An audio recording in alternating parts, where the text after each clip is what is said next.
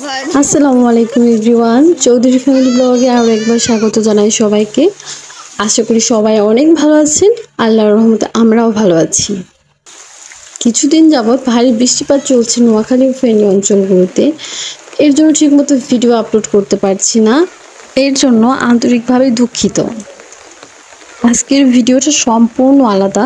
আজকের ভিডিওটাতে আমি আমার কোনো ট্রাভেলিং ভিডিও দেইনি, কোনো ডেইলি ব্লগ দেইনি। আজকের ভিডিওটা ভারী বৃষ্টিপাতের কারণে নোয়াখালীর অঞ্চলের মানুষ কতটা অসহায় হয়ে পড়েছে এবং কিভাবে ঘরবন্দি হয়ে পড়েছে সেই ভিডিও ব্লগটা আজকে শেয়ার করছি। কোনো প্রকার স্কিপ করবেন না, একদম পুরোপুরি ভিডিও দেখতে পাবেন। আর দেখতে পাবেন মানুষ কতটা হেল্পলেস হয়ে গিয়েছে। এই যে দেখতে পাচ্ছেন যে বাড়িঘর পানিতে ডুবে গিয়েছে। হ্যাঁ, ওই সব বাড়ির মানুষগুলো আসলেই কিন্তু বের হতে পারছে না। ওই সব বাড়ির মানুষের রাস্তাগুলো ডুবে গিয়েছে ভারী বৃষ্টিপাতের কারণে। আর এই যে এই পাশে রাস্তাগুলো দেখতে পাচ্ছেন, এই যে নূরের পাপা যাচ্ছে, ওইখানেও কিন্তু হাঁটু পানি। ওই দিকের মানুষগুলো কিন্তু এই পর্যন্ত আসতে পারছে না। সামনে যে জায়গাগুলো দেখছেন, এই জায়গার পানিগুলো কিন্তু আসলে অনেক পানি, প্রায় হাঁটুর উপরে পানি ছিল। কারণ এই জায়গায় আমি যখন এর আগে আসছিলাম তখন পুরো শুকনো ছিল, এর জন্য আমি জানি যে এই যে পানির পরিমাণটুকু কতটুকু। তো আমি বারবার বলছিলাম তুমি যেও না, পড়ে যাবে। এই জায়গাটা হচ্ছে কলেজের জায়গা, এটাকে কলেজ রোড বলে, এর জন্য আমি আসলাম। আর এখানে দেখতে পাবেন, একটু পরেই দেখতে পাবেন যে ওই যে মাঠ, বড় মাঠ, এটা হচ্ছে কলেজের মাঠ। আর এই মাঠেও কিন্তু প্রায় পানি উঠে গিয়েছে। তো গত বছর যখন ভারী বৃষ্টির কারণে বন্যা হয়েছিল, যে তখন দেখা গিয়েছে যে বেশিরভাগ মানুষ এই কলেজে, হাই স্কুলে, গার্লস স্কুলে সবাই আশ্রয় নিয়েছে। এখন ভারী বৃষ্টি হলেই মানুষ একটু আতঙ্কে পড়ে যায় যে আবার কি বন্যা হবে কি না, আবার আশ্রয়স্থলে যেতে হবে, আবার অনেক ধরনের প্রবলেম ফেস করতে হবে। দেখা যাচ্ছে গত বছর যে বন্যাটা হয়েছে সেটাই এখনও রিকভার করতে পারিনি। এর জন্য ভারী বৃষ্টি দেখলে সবাই অনেক ভয় পেয়ে যাচ্ছে। আমি ভিডিও নিচ্ছিলাম আর এদিক দিয়ে বাবা মেয়ে দুজনে দুষ্টামি করতেছিল। আর ও বারবার ওইদিকে যাওয়ার চেষ্টা করতেছিল, যে ওই পাশে যে বাড়ি ঘরগুলো ছিল তাদের সাথে কথা বলার জন্য। আমি বলছিলাম মেয়ে নিয়ে যাওয়া দরকার নেই, যে কোনো সময় একটা অ্যাক্সিডেন্ট ঘটে যাবে, এর জন্য ব্যাক করেছে। আর সামনেই দেখতে পাবেন আসলে কারো পৌষ মাস, কারো সর্বনাশ। কেউ বৃষ্টিতে ভিজে আনন্দ করছে, আবার কেউ বৃষ্টিতে ভিজে কান্নায় মুখ লুকাচ্ছে। এই পুকুরের পানিগুলো বের হয়ে এই ক্ষেতের দিকে যাচ্ছিল, আর ওই পাশে ছোট বাচ্চারা মাছ ধরতেছিল। যে পুকুরের পানির যে ঢলটা যাচ্ছে ক্ষেতের দিকে, ওইখানে একটা জাল পাচ্ছে, জাল পেতে ওইখান থেকে মাছ ধরছে। আর এই যে বাচ্চারা হই হুল্লোড় করতেছে।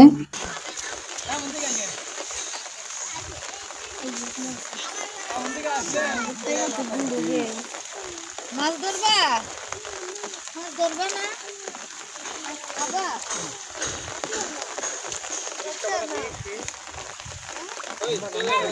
আসলে সত্যি বলতে কি, যে ছোট মানুষ কিন্তু বোঝে না যে ভারী বৃষ্টিতে কত সমস্যার সম্মুখীন পড়ে মানুষ। ওরা মনে করে এই যে মাছ যাচ্ছে, মাছ ধরতেছে, চিল্লাপাল্লা করতেছে, এটাই ওদের কাছে বড় আনন্দের।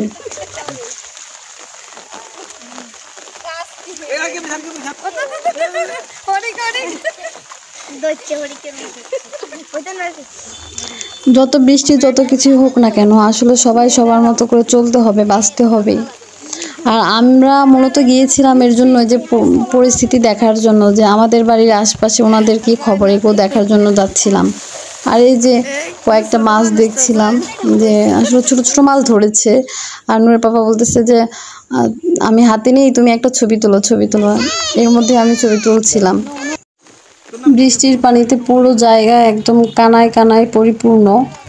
ওই যে বাড়ি ঘরের মানুষগুলো আসলে আসতে পারে না। আর এই জায়গাটা, এই যে রাস্তা, এই রাস্তাটাও পুরো হাঁটু পানি হয়ে গেছে। ওই পাশ থেকে মানুষ চলাচলের জন্য অসুবিধা হয়ে যায়। আর এখানে বাবা মেয়ে মিলে দুষ্টামি করতেছে। আসলে বাচ্চাদের মনে ওই ধরনের কোনো চিন্তা নেই যে ভারী বৃষ্টি হলে, হালকা বৃষ্টি হলে কি হবে। ওরা বৃষ্টি হলে পরে অনেক খুশি হয়ে যায়, বৃষ্টি দেখলে পছন্দ করে। আর আমার মেয়েও কিন্তু বৃষ্টি অনেক পছন্দ করে।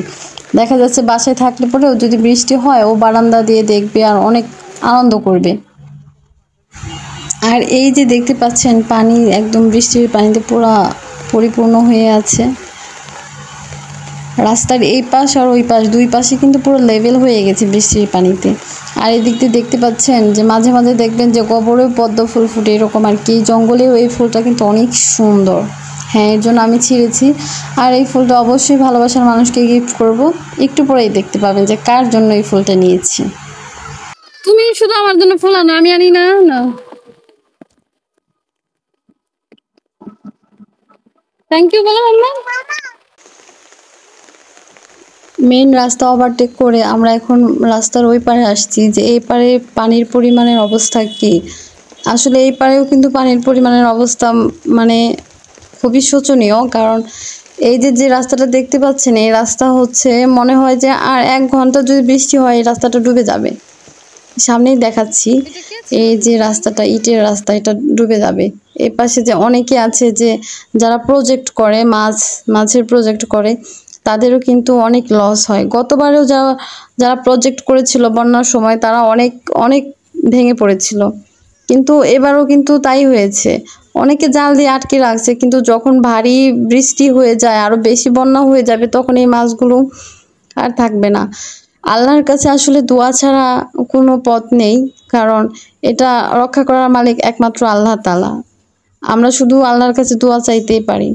তো যে যার পক্ষ থেকে দোয়া করে দিবেন, কারণ এইখানে অনেকের অনেক রিজিক নিয়ে এখানে মানুষ কর্মসংস্থান খুলে নিয়েছে।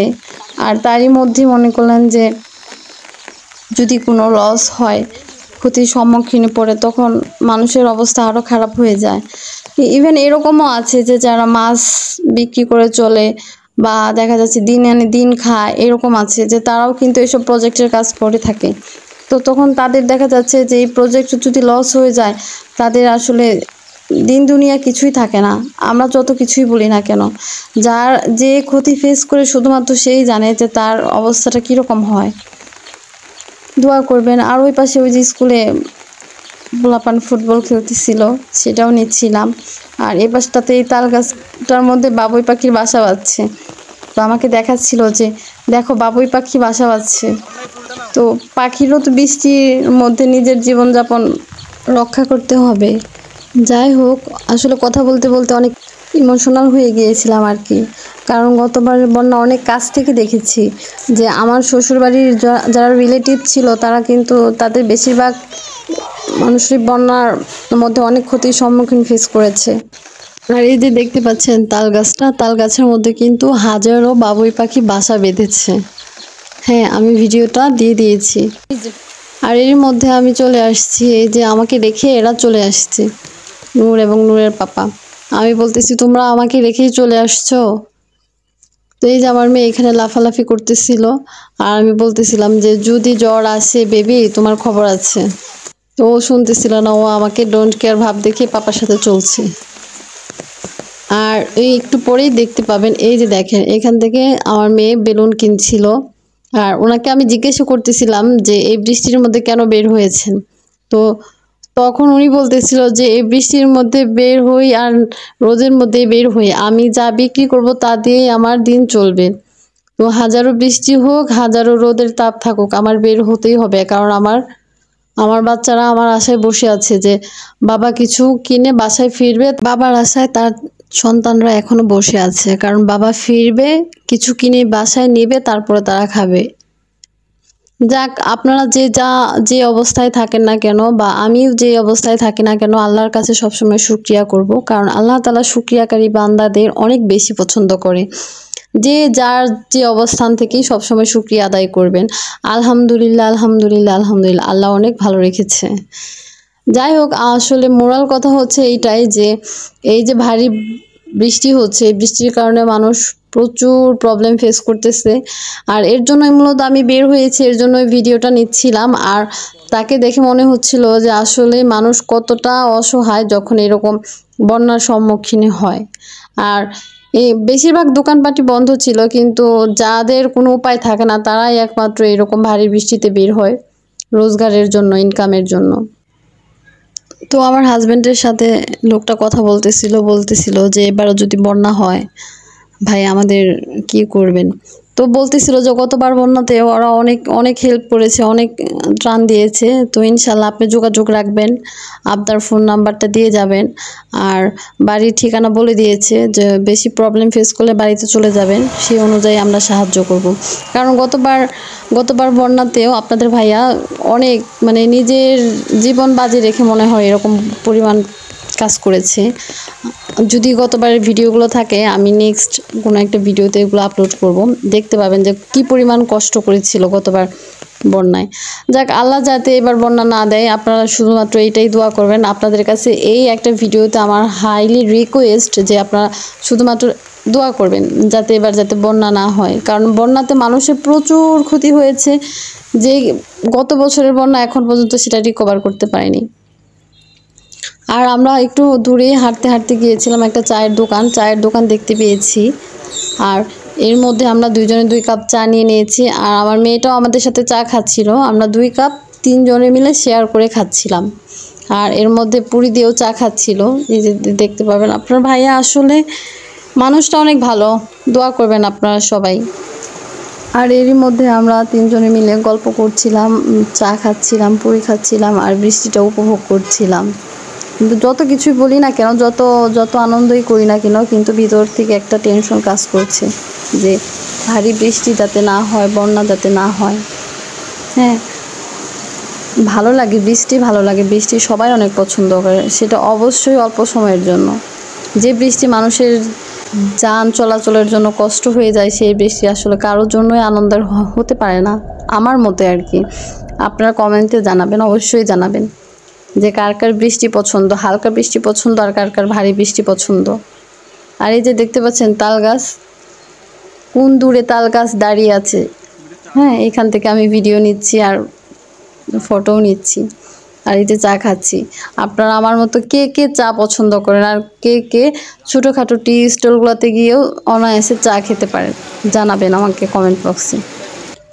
বৃষ্টি সবাই অনেক ভালোবাসে আমি জানি, কিন্তু সেটা অবশ্যই সুন্দর একটা পরিবেশের সাথে বৃষ্টি পছন্দ করে। ঘরে অশান্তি, মনে অশান্তি রেখে কেউ আসলে বৃষ্টি উপভোগ করতে পারে না। এই যে বাবা মেয়ে মিলে গরম গরম পুরি খাচ্ছে, বৃষ্টি দেখছে, একদম অনেক প্রকৃতির কাছ থেকে। হ্যাঁ, বৃষ্টি পড়ছে, সবুজ গাছ দেখতেছে আর চা খাচ্ছে, পুরি খাচ্ছে। ভিউটা কিন্তু আসলেই অনেক সুন্দর ছিল আর ওয়েদারটাও অনেক ভালো ছিল। আর চায়ের কালারটা দেখছেন, অনেক সুন্দর ছিল, চাটাও অনেক মজার ছিল।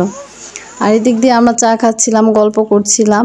আর এর মধ্যে একজন লোক আসছে, দেখি উনি মাছ ধরে নিয়ে এসেছে।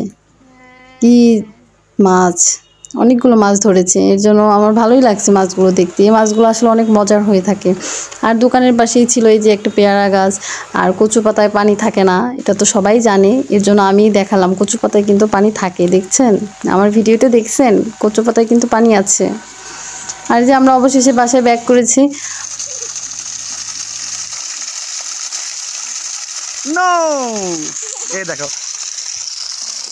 যাই হোক, বরাবরের মতো বাসায় ব্যাক করছি। সবাই দোয়া রাখবেন। আর অবশ্যই ভিডিও ভালো লাগলে পরে অবশ্যই লাইক কমেন্ট করবেন, সাবস্ক্রাইব করবেন।